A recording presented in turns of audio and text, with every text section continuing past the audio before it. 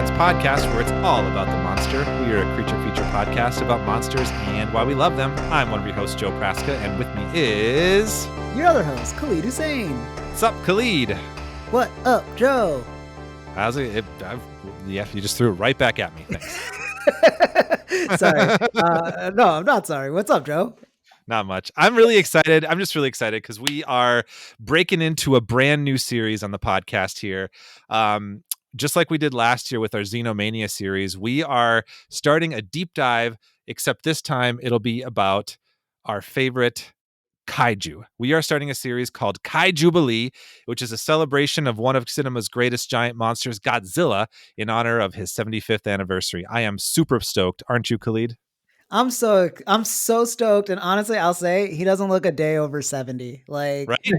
Godzilla is out here just doing it, and I am so honored to give him his flowers. Yeah, he is rocking it. And as we did with our previous series, we are going to have a number of fun special guests along the way. We will not be covering every single Godzilla film in the franchise, but we're going to do a selection and just kind of give Godzilla his due.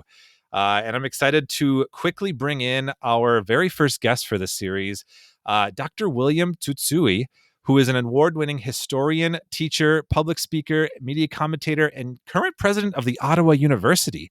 He's the author of numerous academic papers and books, frequently consulted by the media as an expert on Godzilla and Japanese pop culture.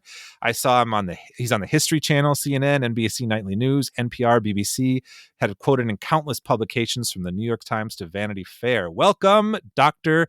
Bill. What fun it is to be here with you. Thanks for having me. Yeah, thank you for joining us. Like we said, we're super excited to have you. And that resume that I just read off, like I cut out things from your website because you have so many interesting things you've done. I was like, whoa, like the longer you went, I was just like, keep going. What else? That was awesome. Godzilla has been very good to me over the years. I got to be honest. Yes. Don't hear that every day. True.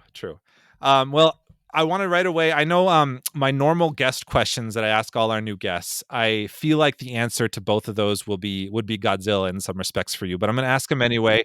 And I'm going to say Godzilla off the table. Who might you choose in some of these questions? So my normal first guest question for you is all of pop culture. What's your favorite monster? And I'm sure it's going to be Godzilla, but if you couldn't choose Godzilla, what would it be?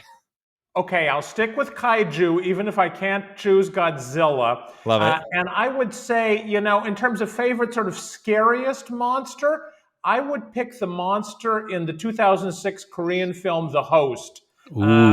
If you haven't seen it, you got to go out and see that.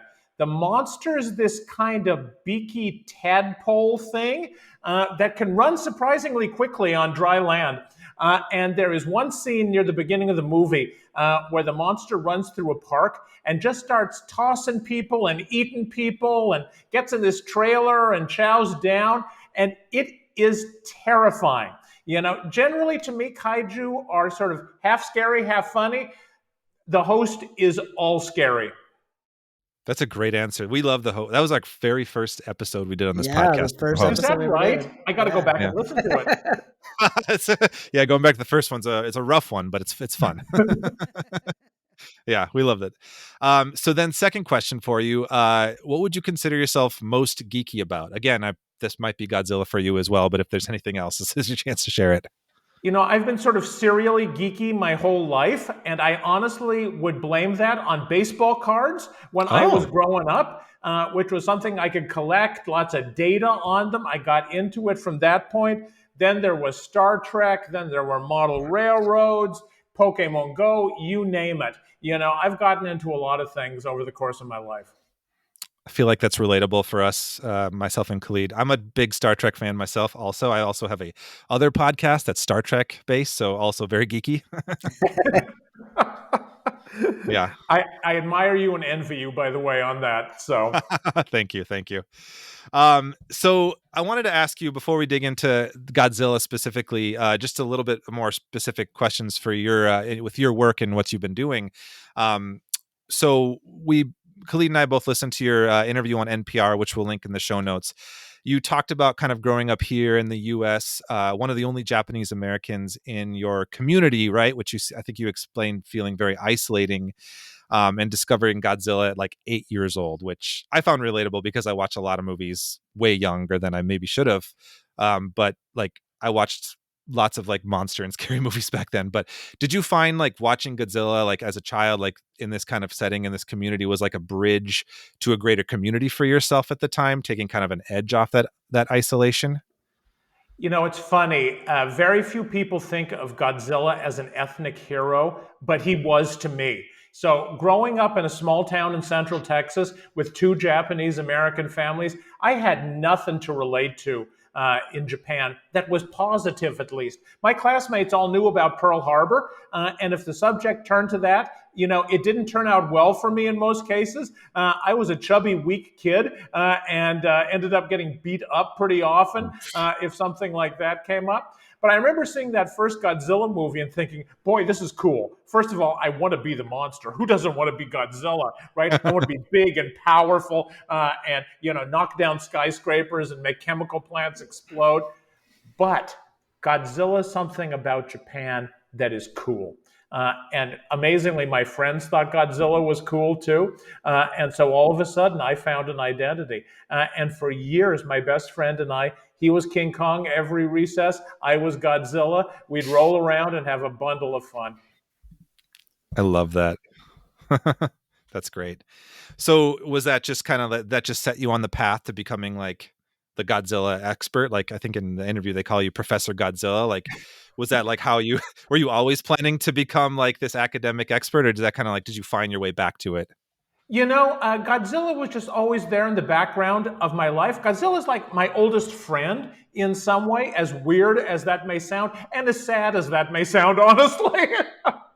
But, you know, Godzilla has always been something I could turn to. You know, if I'm a little bit low, I can throw a Godzilla movie on TV, especially one of those ones from the 60s or 70s that are just so silly. And after 15 minutes, I feel better about myself and about the world. So, you know, I had no idea what I was going to do in my life, but I did know that Godzilla was always going to be there for me. Awesome. So for our listeners who might be a little more unfamiliar with your work, I wanted to kind of shout out some of your books on the topic. You had Godzilla on My Mind, 50 Years of the King of Monsters from 2004. Would you be willing to just kind of give a little overview of what that book was about? I know that's one of your more famous ones, I believe. You know, it's funny. It's the best book I ever wrote in 6 weeks. You know, it's insane because this must have been about 2002. I was sitting in my office up at the University of Kansas with my colleague who worked in the library, and she said, Bill, you know, the 50th anniversary of the Godzilla series is coming around in 2004. And I said, yeah, that's pretty cool. She said, we should do something. I said, what are you thinking of? She said, maybe we should do a conference or something. I said, yeah, let's do that. So, you know, all of a sudden we started getting these ideas and planning things. Before we knew it, we did an international academic conference. We had exhibitions at local museums, the Art Museum, the Natural History Museum, the local art center. I had a playwright in town write a play about Godzilla. We had a giant inflatable Godzilla for the film festival downtown.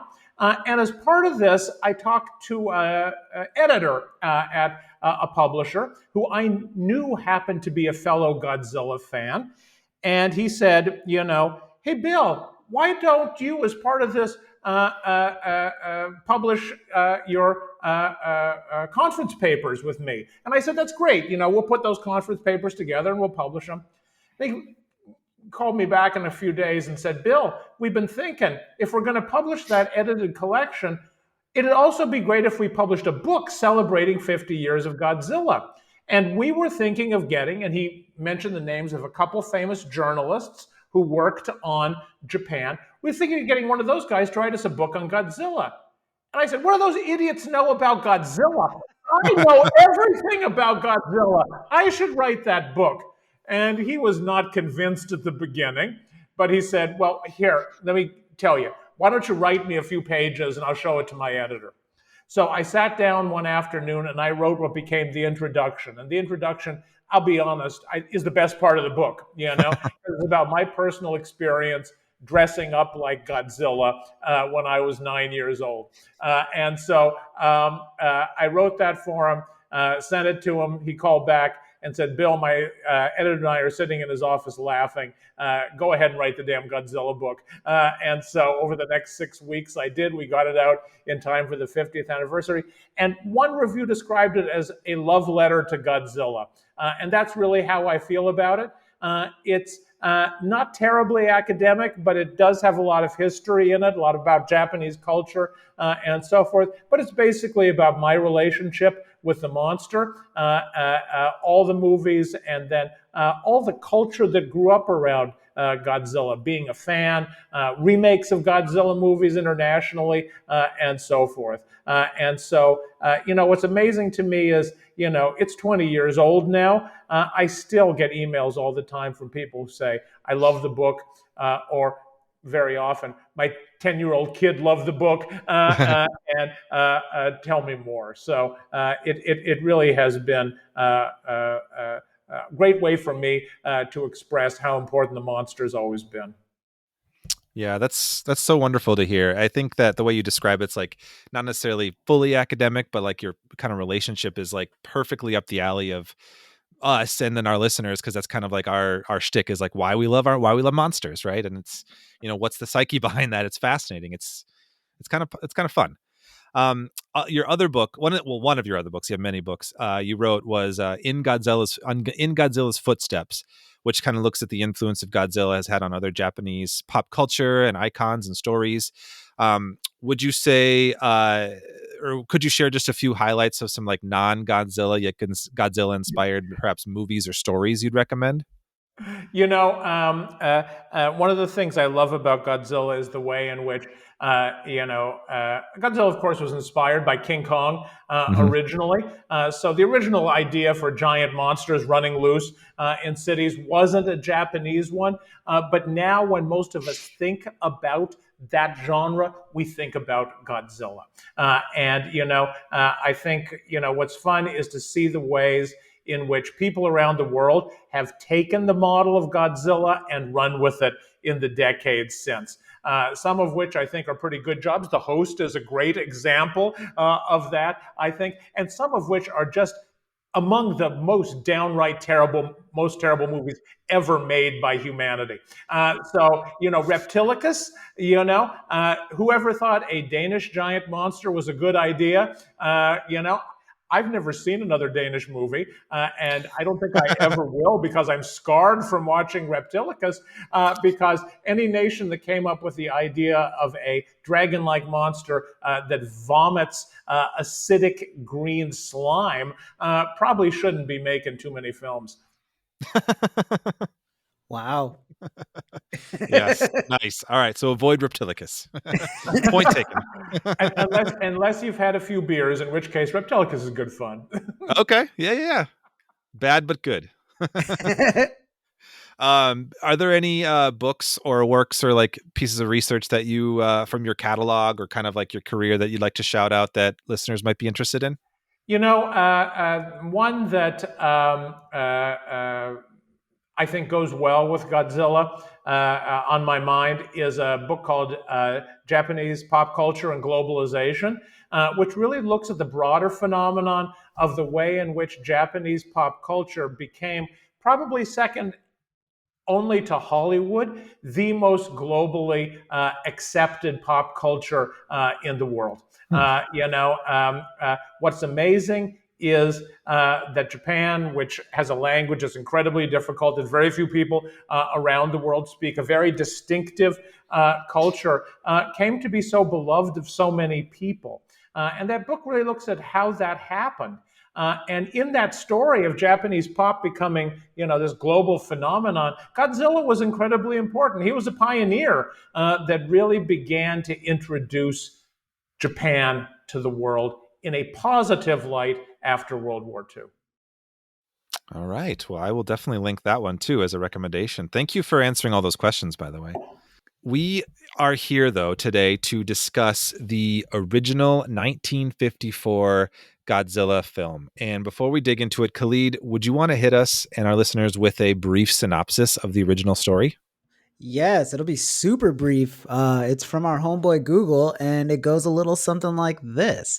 We're talking today about the 1954 Godzilla, directed by Ishirō Honda, and the synopsis goes like this. Underwater hydrogen bomb testing awakens a fire-breathing monster from its centuries-long sleep, and it soon starts to terrorize Japan. What a monster! They're creatures of the abstract that live off potential energy. It's alive!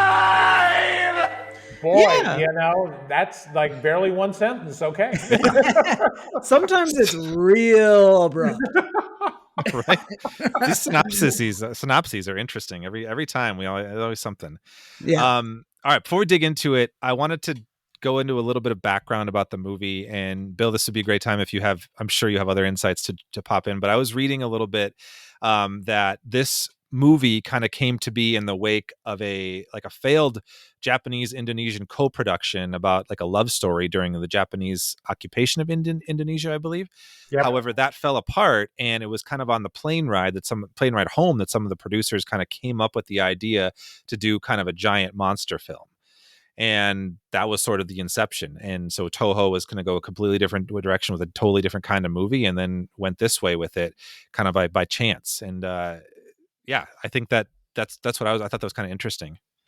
It is. And, you know, what is looking at that context, you know, and that story is told a lot. The producer is a guy named Tanaka, Tomoyuki Tanaka, and he'd been charged to make this film in Indonesia that didn't work out. And he was flying home to Japan and thinking about what was popular in cinema at that time. And King Kong had been re-released internationally in 1952. Of course, the original was 1933, the classic giant monster movie. And it was incredibly popular globally, including in Japan. So Hollywood got on a kick then, boy, maybe giant monsters are a thing. And so the next year, Beast from 20,000 Fathoms came out. A fun movie, you know, and the 1954 Godzilla was a bit of a ripoff of the Beast from 20,000 Fathoms. In that movie, nuclear testing melts a glacier at one of the poles. A dinosaur that has been napping there is released, swims down to New York City to mate in its ancient mating grounds, and ends up being killed by a radioactive dart shot into its neck, and then a fire at Coney Island. Wow. And so, you know, what a great movie, you know, and that's a pretty good Google summary right there, too, by the way. And so Tanaka says, boy, you know, maybe it's time Japan made a giant monster movie. And that can be the blockbuster we need. Yeah. Wow. Yeah. That's interesting. Yeah. I guess I haven't seen Beasts from 20,000 Fathoms before, so I didn't realize some of the 1-to-1s, but I know like a big difference too is just like the creature is Harry. Is it Harryhausen? I think did the monster in that, which is kind of cool. But this is like, I know that I was going to get into this in the monster stuff, that there was a desire to want to do Godzilla using stop motion techniques, but they didn't have the know-how to do it at Toho, and it was going to take a long time. So they ended up being like, well, let's just do a guy in a suit. And the rest is history with that, which is kind of iconic in its own right now. And thank goodness they did do that, because I think in the process, they created something completely new, something distinctive. And for me, one of the really defining and appealing features of the Toho giant monster films. Agreed. I think it really makes it unique in that way. But so anyway, I want to get into some thoughts about this movie specifically. Khalid, I wanted to ask you, had you seen this before? I have not. Okay, so Khalid, real quick, do you have any history with Godzilla? Is it all fresh for you? Yeah, I actually went to middle school with him. All right. Super cool, kind of a class clown, real distracting. No, yeah. I think I had like a very passing familiarity with Godzilla. Like by the time we were like into movies and stuff like that, Godzilla was like a staple. Like he's as iconic as Frankenstein in my mind. Yeah, I would Yeah, that's true. I feel like for me too, this is my first time watching it, and we'll get into our thoughts in a minute. But I had seen as like an 8-year-old, or I think it came out in '98, was the American one in '98, and then the cartoon series that followed. I watched a little bit of it, and I do remember watching like Godzilla 2000 and some of that Millennium era when that was coming out. So that's my experience. But this was all when I was probably like between the ages of like 8 and 14, and so since then I haven't even seen this series is gonna be good because I haven't seen any of the new MonsterVerse movies at all yet. So Wow. that's gonna be new to me coming up when we go cover those ones. But this was a really fun, like, new entry point into something that pop culturally I've known from different angles, and just kind of coming at it from this like monster like studying angle of like a podcast. But it's cool. But so why don't we start with you, Khalid? I think you're pretty fresh on it too. What were your thoughts about this movie? Thanks for asking. I really enjoyed it.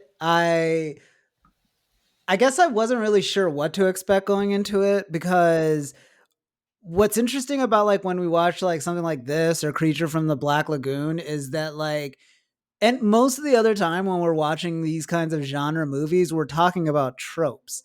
And with these like kind of precedent setting movies, there aren't tropes so much as the genesis of tropes. So it's like you can kind of like try to like telegraph where the movie's going to go based on like things that you've seen other movies like mimic, but like they are also kind of like more formulaic by the time you've seen it, whereas this is just kind of like more of like a consequential thing, like an if then, you know, it's like, okay, well, if there's this giant like monster that is coming out of the ocean to attack like islands in Japan, then scientists are going to be like the first people, like the front line of it, where like they're going to try and explain it and stuff. And so like for me, I'm very much like, oh, okay, so we're going to do like the quick, like perfunctory, like room full of scientists, like talk about it. And it's like, no, it's like methodically like discussed, and I really enjoy. I probably, it's tough for me because like I think I like equally or more so enjoy the first half of the movie to the actual like destructive climax of it, because it really is just treated like a natural disaster more or less, where it's just like all these people like trying to get together and like think like rationally through this like unprecedented thing.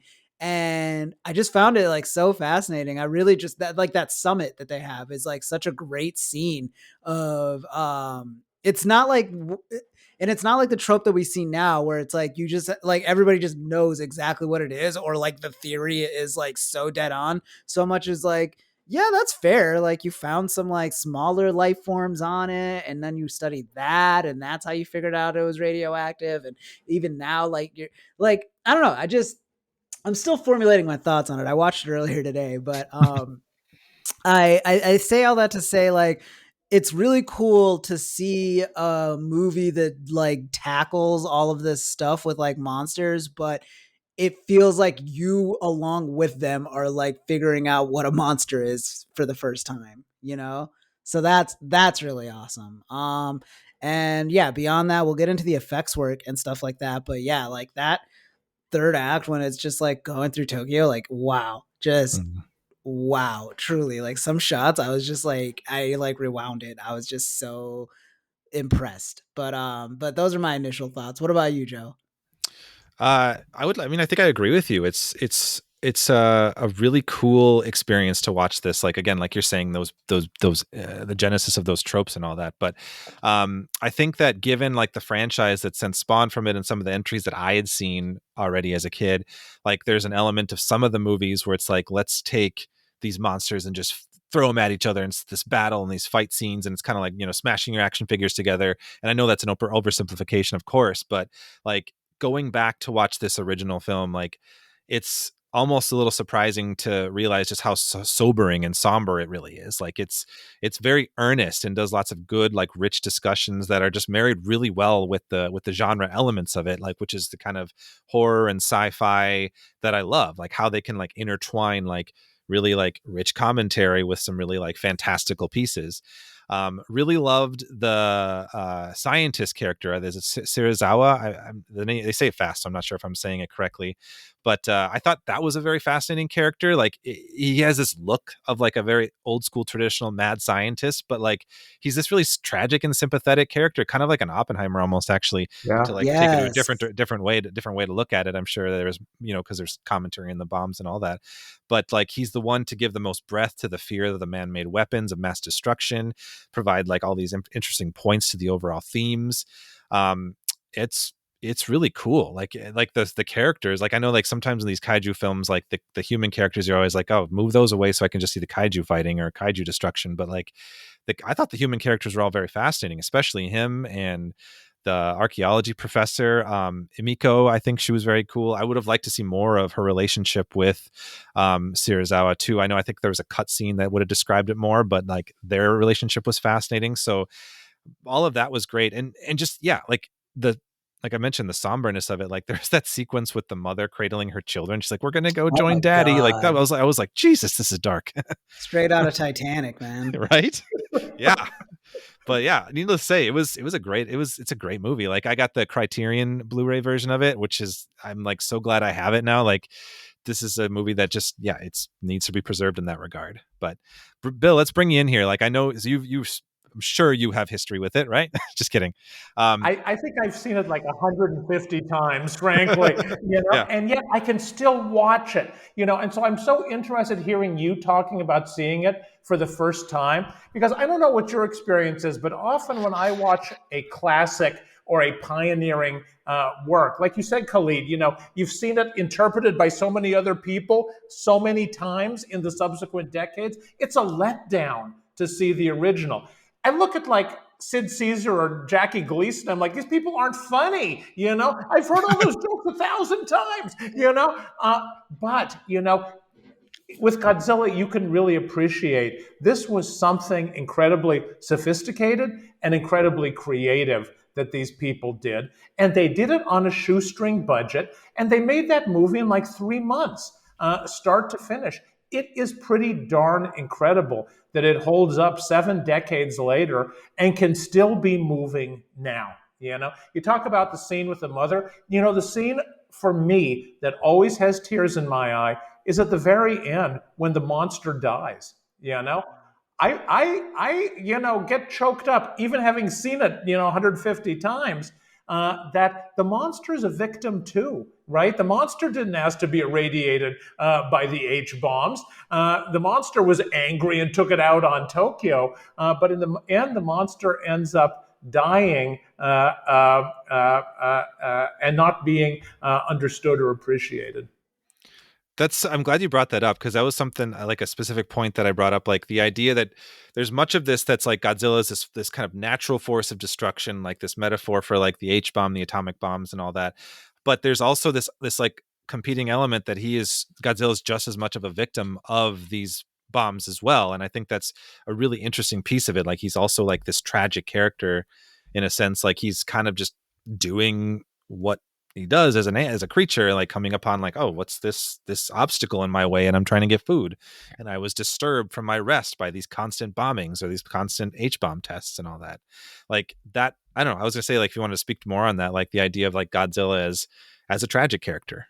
I think, many of the greatest monsters, and you know this better than anyone, I think, many of the greatest monsters have that quality to them, that they are tragic figures as well as terrifying figures. I go back to Frankenstein, the, classic monster in many ways. It is hard not to be sympathetic to the monster, even as the monster horrifies you, creeps you out, whatever.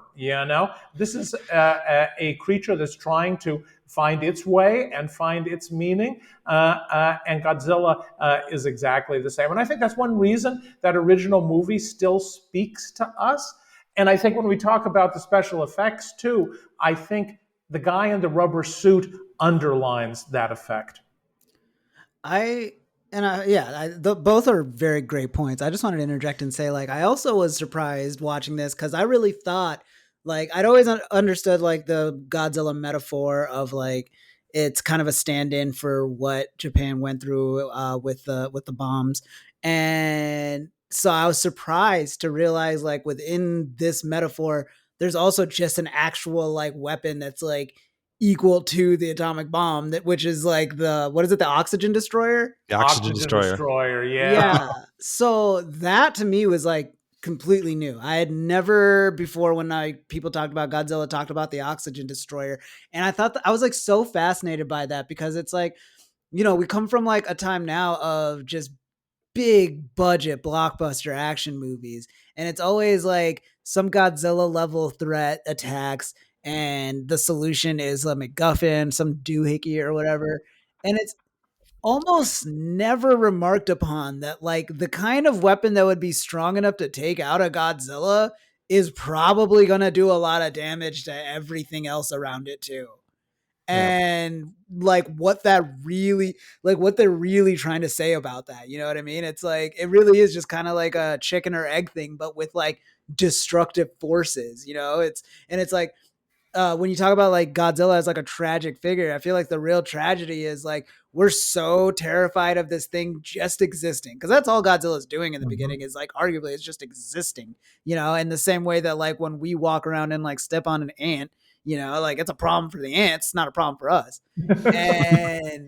and because of that, we created a like weapon that destroyed an ocean's worth of life, like to save one country theoretically. Like it's crazy, but like it's like so fascinating, and I'm just like, I wish more movies would tackle that idea of it, of like, is the weapon, I mean, I guess a lot of movies do it, like Oppenheimer just came out, but I mean, this movie just does such a great job of like getting to the heart of like, is it worth it to kill this thing when the weapon itself is like arguably worse? There are so many moral questions thrown up by this movie. I think that's what gives it staying power as well. That whole idea of what happens if we release the oxygen destroyer on the world is one of them, right? That's Serizawa's torment, right? If I make this public, then superpowers will try and use this to create another weapon even more powerful than H bombs. But there's an earlier sort of moral point that often gets overlooked, and it's this idea of, should we kill the monster or should we study the monster? And that's a really interesting one, I think, especially as it's framed in this movie, because Dr. Yamane says, what's amazing about Godzilla is it survived a direct hit from an H-bomb, right? So we in Japan have this unique opportunity to study this creature. And what sort of goes unspoken there is, because we in Japan survived a direct hit from atom bombs as well. So in a way, we're like that monster. We are like these, scientific anomalies that are special in some way. Wow. Yeah, well put. I think that you're right. That is a really interesting like part of the movie. There's so many just interesting facets to this, like these different like debates, and like I mentioned, the different commentaries on like what should be doing. And I think like, again, going back to the idea of this, like creating these tropes of like what a kaiju movie is today. Like when I watch a movie about a giant monster, like almost always there is a scientist character being like, we shouldn't kill it. We shouldn't kill it. We should like study it. And it's like, that came from this. And it's like, if there isn't that character, I'm like, I think it's doing it wrong. Like you need that. I feel like that debate is what really makes a kaiju movie interesting. Yep. Yeah. No, I mean, this was just so pioneering in so many ways. And then, of course, when you geek out on it, right, you begin to realize, they subsequently did so many interesting things. So one of the sort of cult classic Godzilla movies that I think is sort of a connoisseur's choice is 1995's Godzilla versus Destroyer. And the premise of that movie, right, is that the oxygen destroyer didn't just take out Godzilla, but actually sort of poisoned the slime at the base of Tokyo Bay and created this slow process by which a new monster would rise up and threaten Japan, which I think is just a very, very neat twist on the story. Yeah. It's a fun sequel actually to this original. I got that one on the list that we're going to cover, I think, too. Oh, that's great. It's really good fun. Yeah, that'll be a good one. I did also want to touch on a little bit about the Lucky Dragon #5 incident, or the I'm not sure if I'm saying it right. Daigo Fukiuro Maru. Close enough. It's hard. I was like, I know I have the English translation. Maybe I should attempt the actual Japanese words. I'm not an expert. I apologize. But that incident, which was a big inspiration here too, which I thought we should touch on a little bit, which is it's a Japanese tuna fishing boat with a crew of 23 men that was contaminated by fallout from the United States testing. Was it, I think, a thermonuclear weapon, right? The largest nuclear test ever. Yeah. And basically those men were all like contaminated by this. Like, so like that opening sequence in this movie is kind of like an homage to that incident, which happened in 1954 in March, I think. So earlier that year, the movie came out. So what's incredible, right, is that happens in 1954. Movie comes out at the start of November, right? Yeah. They just integrate that in so naturally into the film. It really becomes the driving force of the film. One of the things I'll note that's also very cool is the Lucky Dragon is still preserved. The actual boat is in a museum in Tokyo, and you can go and see the Lucky Dragon. You can stand on the deck of the Lucky Dragon, and the exhibition around it, which is fantastic, talks about its influence on culture through movies like Godzilla. Oh, that's so cool. I've never been to Japan, but I would absolutely love to go. Same. Yeah.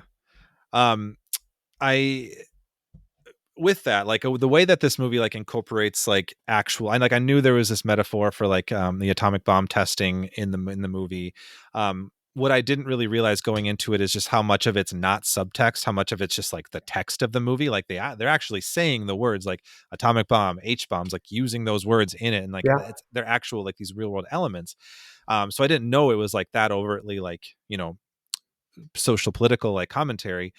I did read also that actually in some of the script, and you could correct me if I'm wrong on this, that some of the political commentary was actually toned down from the original script. Is that true? Yeah,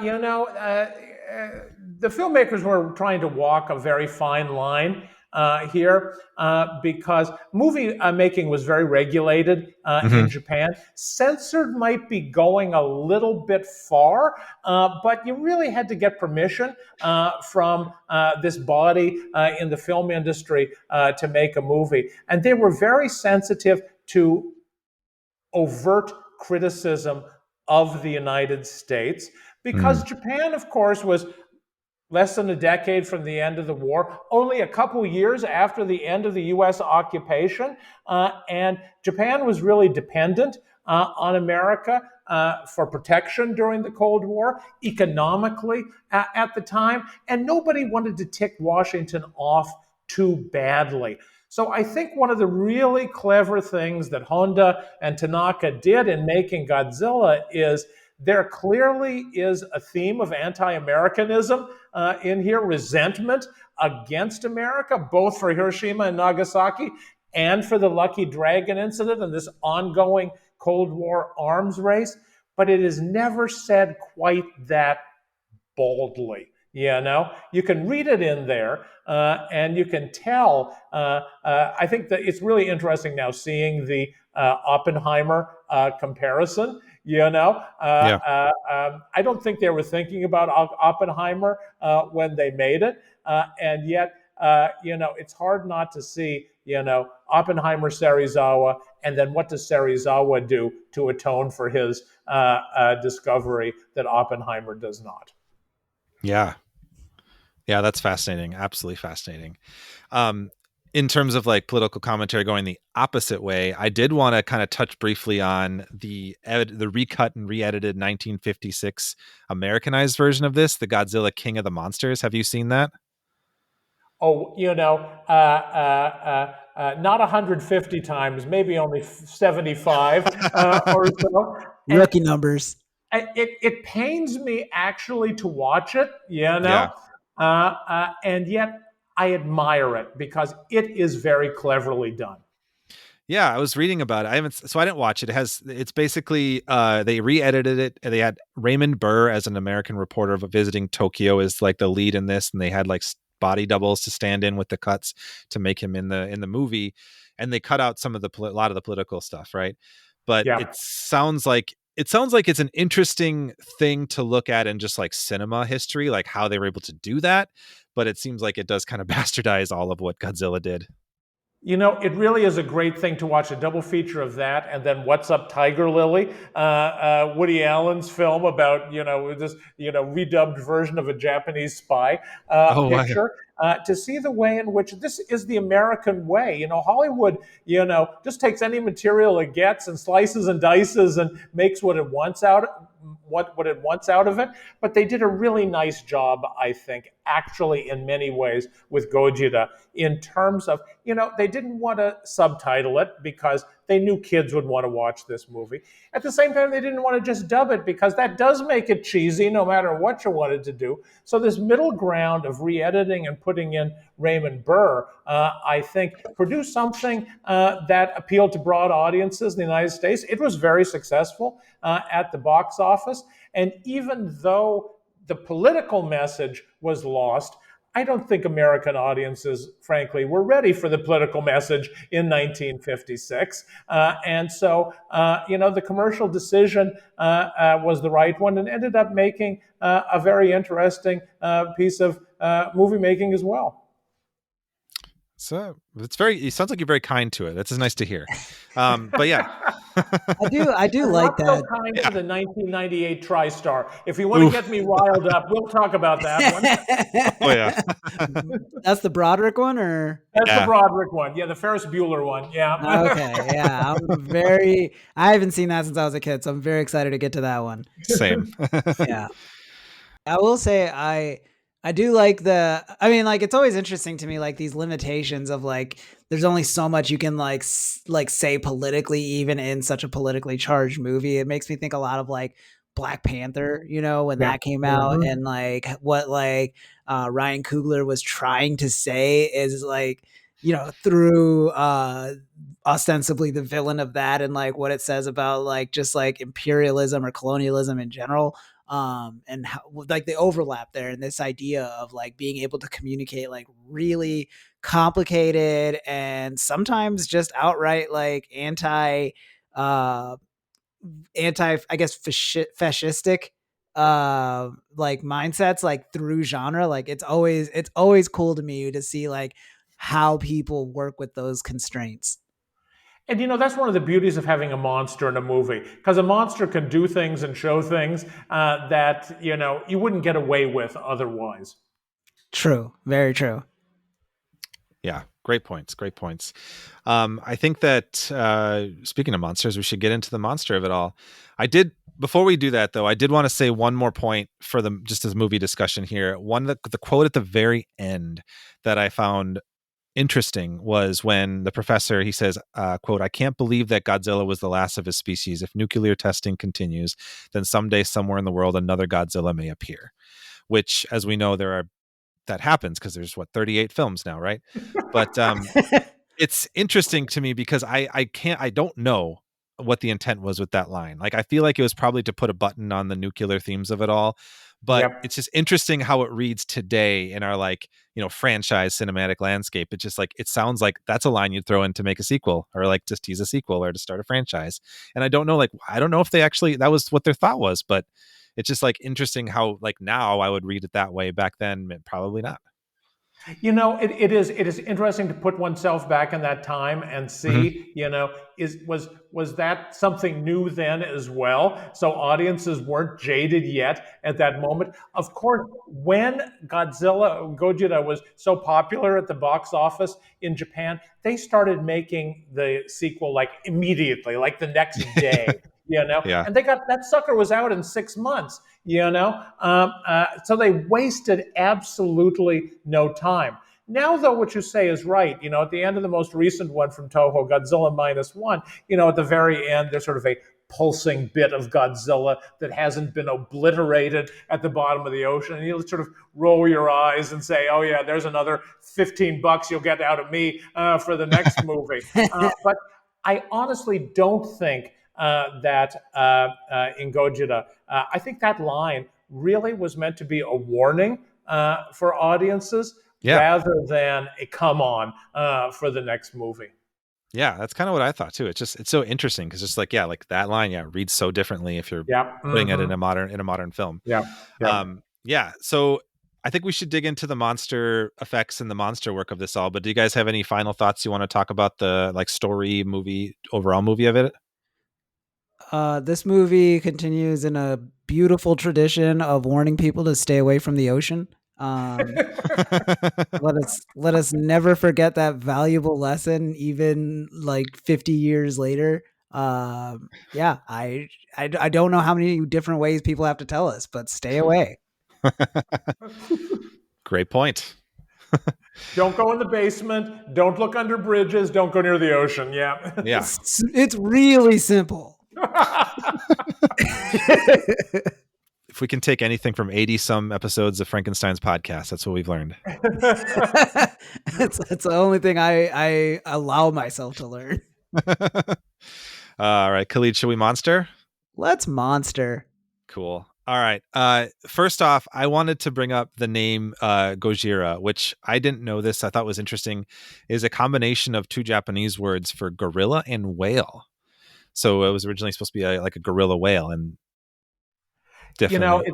There are so many legends about that name, and how that came into being. Like everything in Japan, I think Khalid really nailed it earlier. It's like, I love the way this movie started with people like getting together and having a meeting.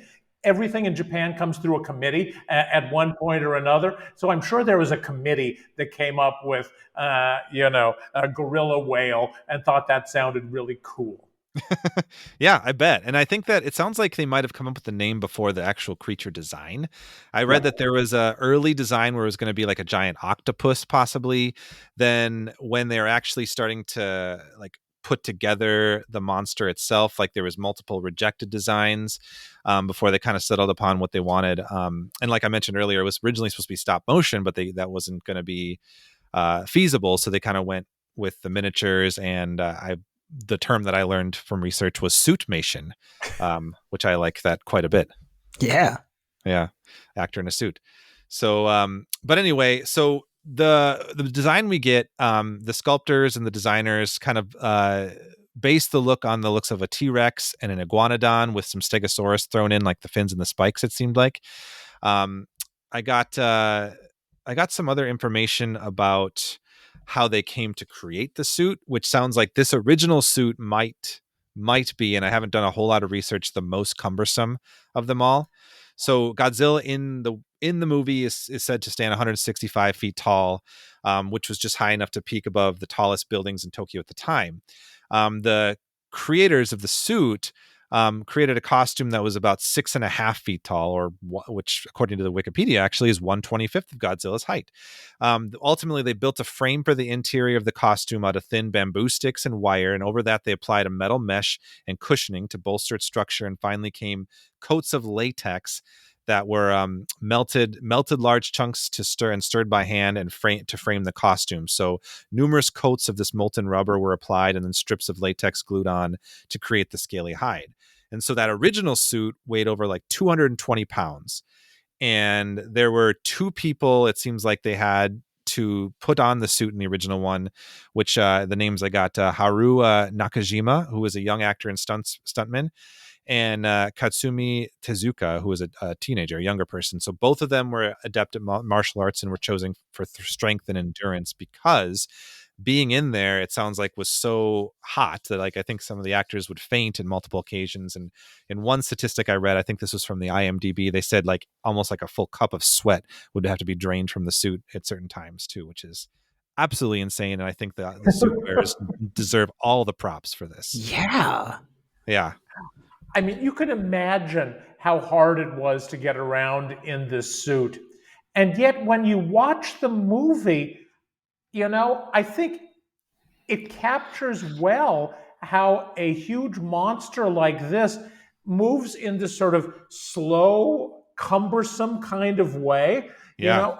They're not going to be doing handstands, right? And I think the suit really made the special effects work in a way. Nakajima, who was the main actor as Mhm. Godzilla, really took the role seriously. He must have been a method actor to like get into the character, because he went to the zoo in Tokyo to study the animals, to see what he could learn. And he recounted, staring at a crocodile for a long time and they didn't move. So reptiles clearly were not going to inspire him, but he found bears very interesting. And I think you can see that sort of bear-like motion, especially when the fighter jets are coming at Godzilla and he's sort of swatting them away, which I think is very, very memorable. Wow. Khalid, this is a direct bear comparison here. It is. Yeah, I heard bear and my ears perked up. Yeah. Yeah, I don't know. I love Godzilla's design. I love the proportions. I love that Godzilla's a thick king. Like I definitely was like empathetic to you when you said you were like a chubbier kid growing up and stuff. I was like, yeah, like Godzilla's holding it down for us. Cause like, even King Kong, like, it's kind of just like a muscle head, like real like ripped body and like doesn't look that bad for his size. And then it's like when you think about like evolutionarily and like the size of that thing, like whales are just big, like they're not ripped, they're big. And it's just like mass like that shows up in different ways. And so, I see it in your figure behind you, those are thunderous thighs. Those are, you know what I mean? Like that's a monster that doesn't skip meals. And I love that for a character just because it doesn't take away from any, like the fact that it's like, I guess like fat for lack of a better word, like it's not like doesn't take away from how fearsome it is. I think, to me, what makes Godzilla such an effective monster is, even if you get caught up in it, even if you buy, there's this gigantic dinosaur walking through Tokyo, you still on some level recognize, this is a human-shaped dinosaur. A person is actually in there.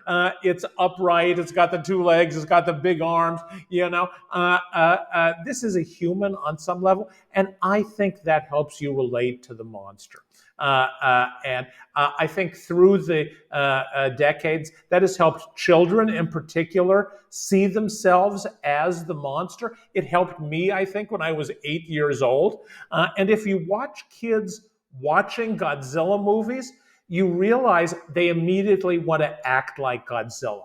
They want to wrestle with Mothra. They want to wrestle whoever else is in the room. They want to swing their arms and plod their feet like that. And so, when it goes back to relating to the monster and trying to see yourself as the monster and feeling the pain of the monster, the fact that the monster is human like you are is a big part of that, I think.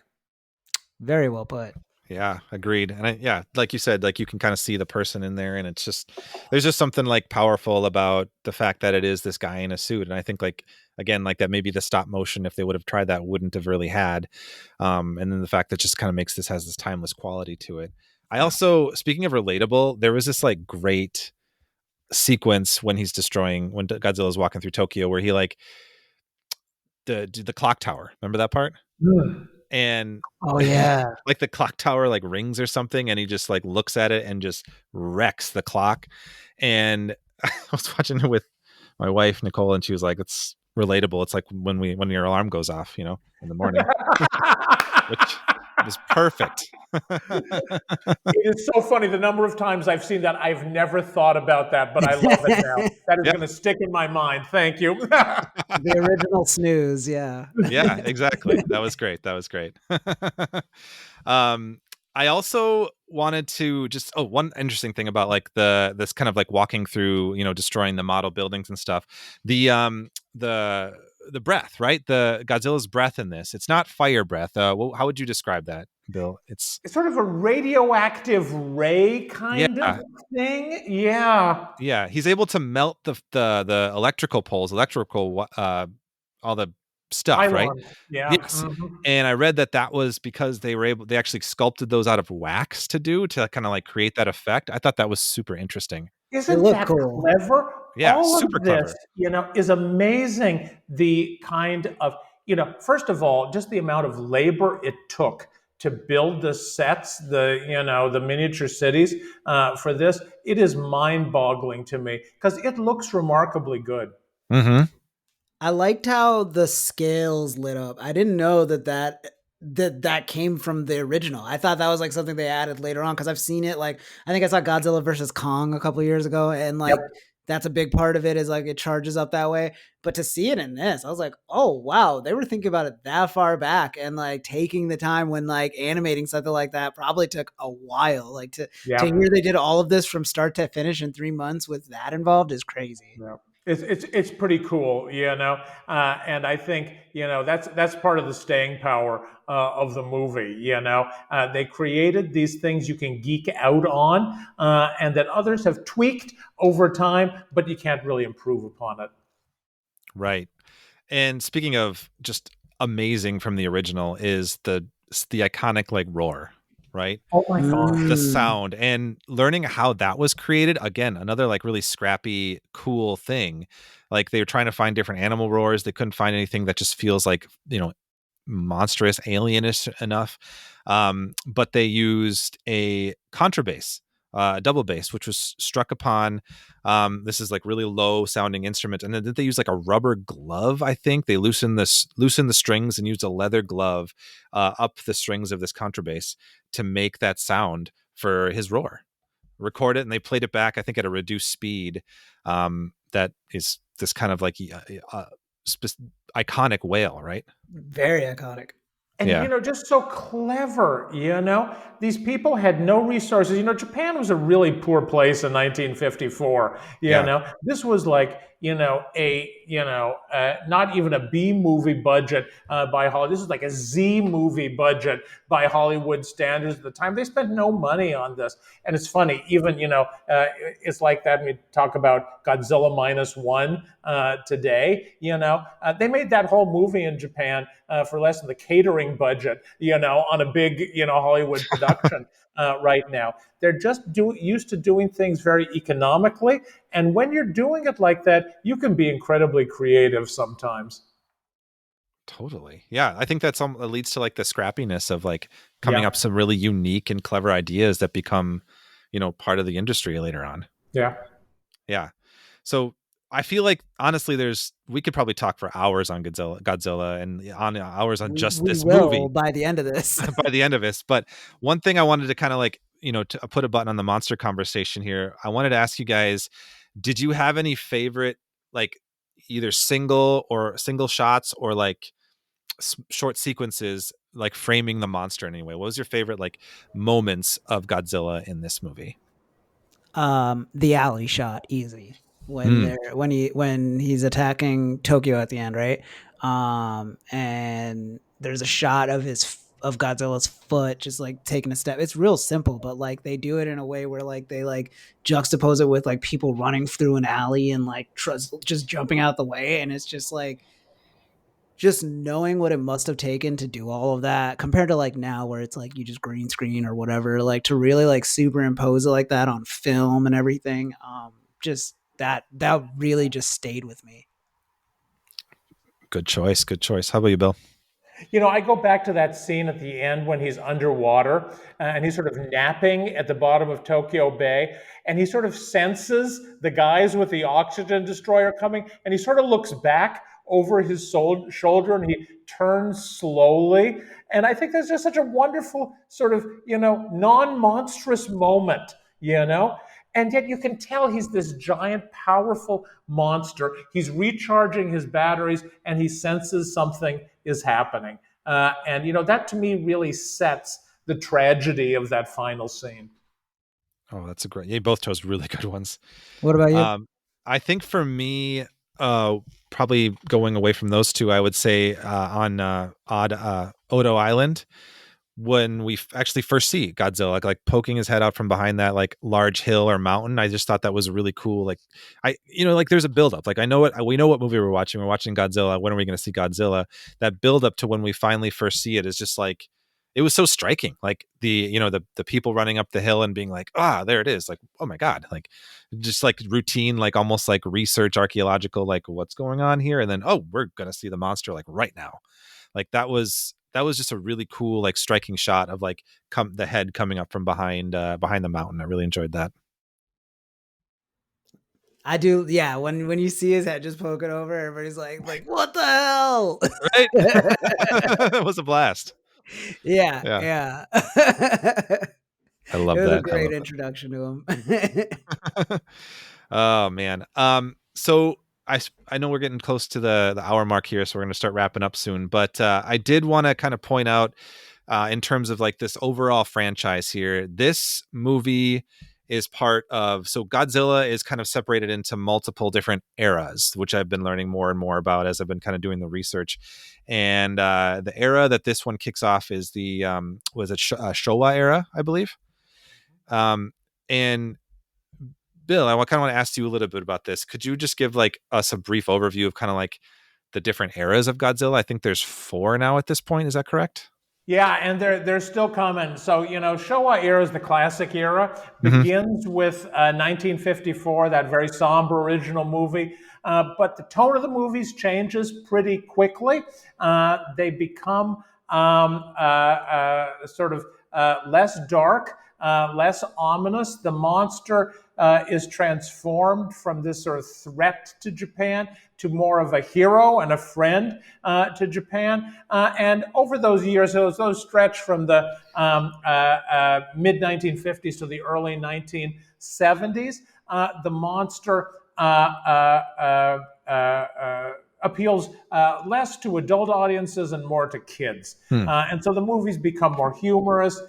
They become more oriented towards monsters fighting each other, wrestling, and, they're good fun. And occasionally there are some serious political themes they take up, but generally they're more lighthearted entertainment for youth audiences.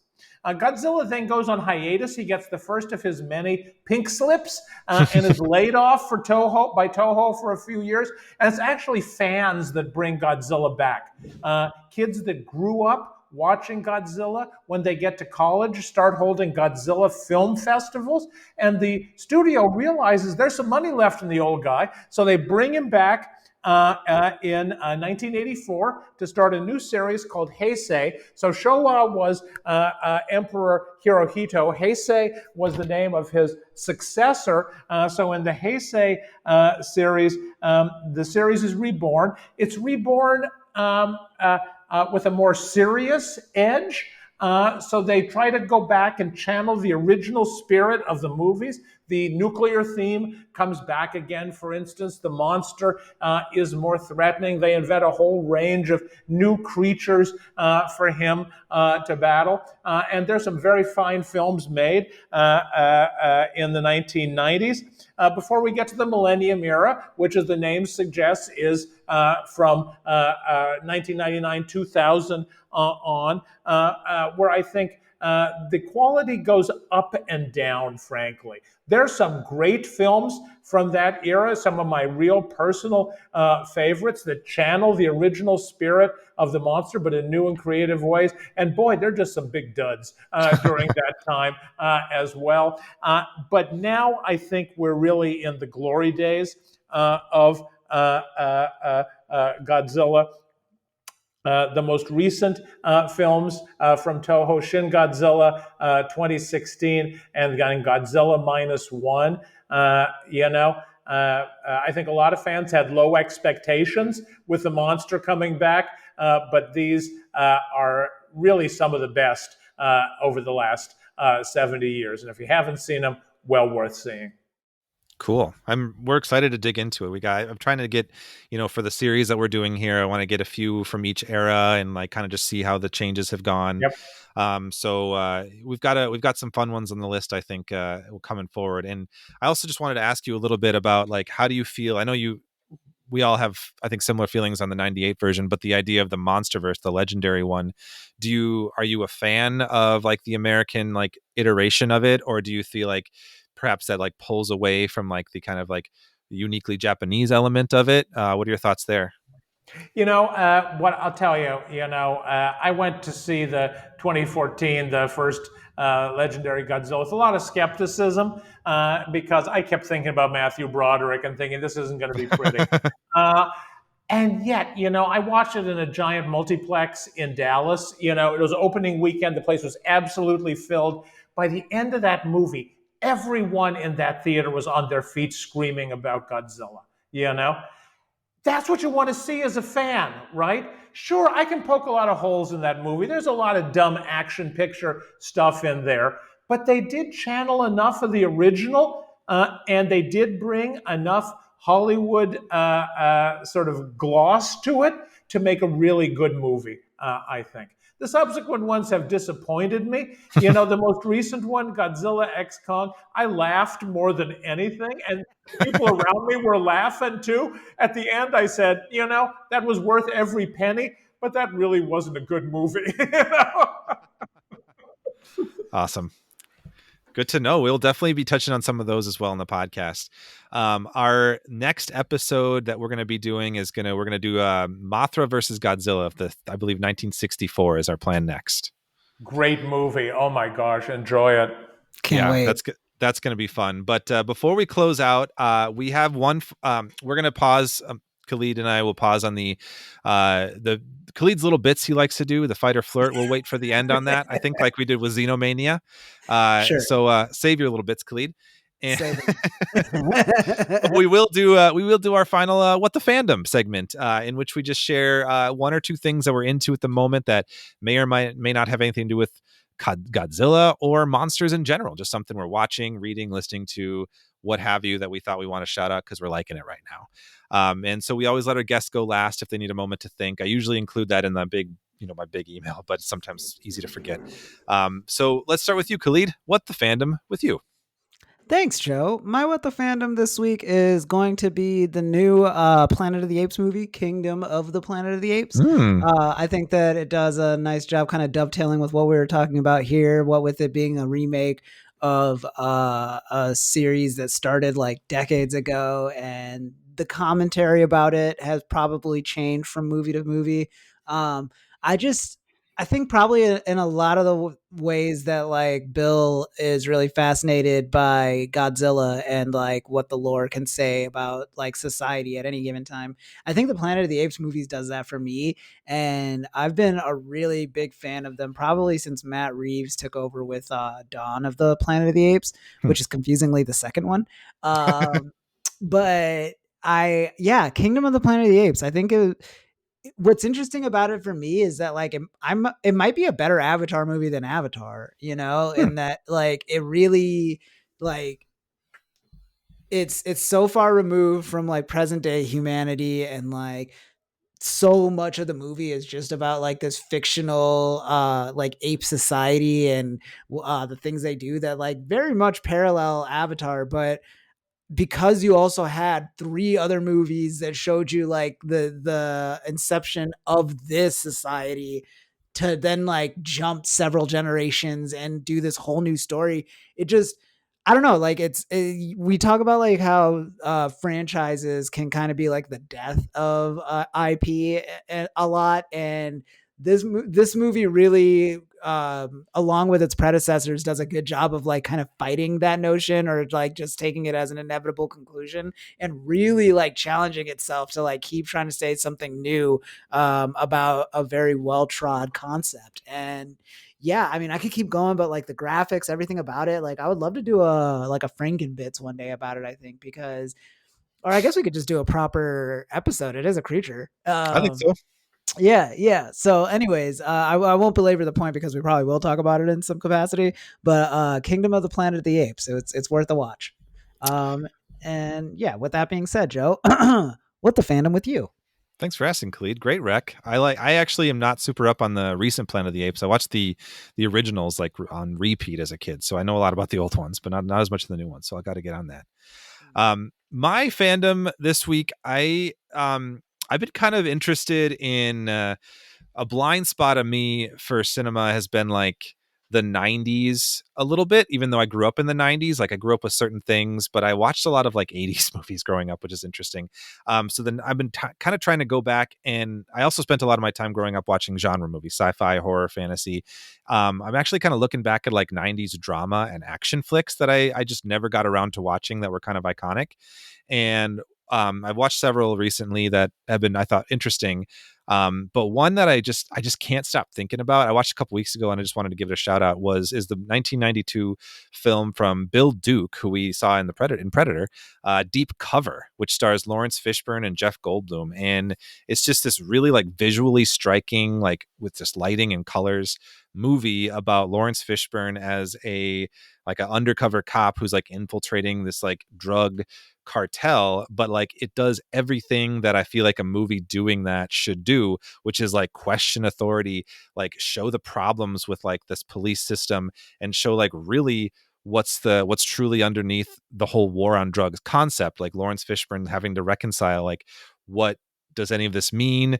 I'm asked to asked to change targets because of the whim of some political like motivation or political tie to some other country. Like, what is this? Like, who are we actually targeting? Like, it's super fascinating and like really heavy, but also just like really fun. Like, you got a really fun Jeff Goldblum performance in there. Like, it's a fascinating movie. And like, some of these movies, sometimes like a drama or like an action movie, I'm like, that's a good movie, I just want to watch once. But I'm like, I'm like ready to rewatch this. Like, I want to like dig into it more. Like, so if you're interested in like going back and watching some older, it's the 90s. It's crazy to call it old now, but something from that era, like Deep Cover from Bill Duke, highly recommended. I really enjoyed it. So I'll say that's my fandom for the week. Bill, what about you? What are you into right now? Well, I haven't had a lot of time to watch things recently. I've had a lot going on at work, but I've become fascinated, and this is a strange one. I bet no one said this before, by social media groups that compulsively share photos of oversized things where the photos are essentially all the same. And so I'm a member of one that focuses on breaded pork tenderloins, which, as you may know, are these fried pork fritters that are about the size of garbage can lids, and they put a little tiny hamburger bun on top. So it looks like, it is gigantic. And there must be 15 people who post on there every day, just a giant fried piece of pork, And I find that remarkably relaxing, I'm also a member of this group that are carp fishermen. Now, you may know catching carp is not that hard, right? But carp are gigantic. And so there are all these pictures of guys, and it's always guys holding a carp that they've just caught. And these things are grotesquely large. They're like 40 pounds of carp. And it's always the same pose, and it could always be the same fish. It always looks exactly the same. But every day there are dozens of people posting pictures of these giant fish they caught, and I just find that so weird and wonderful, and endlessly satisfying. So give me a fix of that before bed, and I go right off to sleep. I love that. Comfort food. Great recommendation. That's super fun. Bill, I mean this sincerely. I could hear you recommend things for you just approach it with such a whimsy that is infectious. I love it. It's great. Before we close out here, is there anything and you wanted to plug, or any social media sites that you have, or any websites you want people to find you?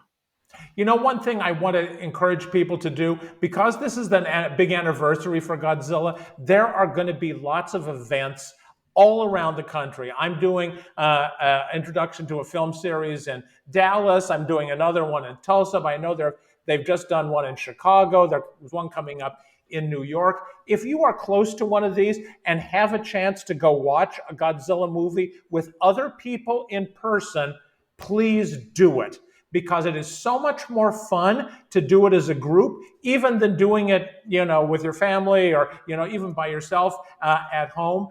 Get out, make it a social event, gather with others, laugh, shriek a little bit, and then talk about Godzilla. So do that if you have the time. Great points. Yes, that sounds like an absolute necessity for Godzilla fans, and especially for us. We'll definitely try to look out for that for sure, wherever we are. Thank you. I'm trying to find the words to thank you for like joining us and spending time to like come chat on our little podcast about Godzilla. It's been an absolute delight to hear your insights, to just have you to like usher in this series and kind of like, give us this foundation for as we move forward, like digging really heavily into the franchise and giving the background and just learning about the stuff that you've written has been really fun. So truly, thank you so much. And anyone listening, Dr. William Tsutsui, look him up. He's awesome. I will put links to your website, of course. Like, definitely recommend your books and your work too. So thank you. What fun this has been. Joe, you and Khalid are just a joy to talk with. I can't wait to listen to the whole series. Thank you. Thank you so much, Bill. A little bit of housekeeping before Khalid sends us off. I just wanted to point out to any listeners, anyone who might be newly joining us, that our podcast is a labor of love. We enjoy putting out this for all of you, our listeners. We don't have ads, but if you haven't heard, we do have a Patreon where you can show your support for the show. This will help us kind of update our equipment, have access to the best recording and editing programs. And best of all, being a patron gives you exclusive access to our Frankenbits, which Khalid mentioned earlier. New episodes where we converse about other topics beyond monsters and creature feature content. You can become an official Friendenstein today for just $1 or $3 a month if you want the extra Frankenbits. If you want to follow us along on social media, find us at Franken Podcast on Instagram. So definitely check that out. We should have a new Frankenbits up for you very soon that I have ready to post on the movie Poor Things, which I'm excited to bring out. That was a really fun one to talk about, Khalid. So that was a fun one. Yeah. Look for that definitely donate or become a patron, because that's a good one. You're going to want to get in there. Yes. All right. I'll toss it back to you, Khalid. Thank you, Joe. And thank you, Bill. Honestly, like just echoing everything Joe said, this was such a great way to kick off KAIJUBILEE. That's the official name of it. That's what we're going with. Yeah, KAIJUBILEE coming at you guys. It's going to be a fun summer, and this is an amazing way to kick it off. And thank you all at home for listening. And until next time, creep it easy.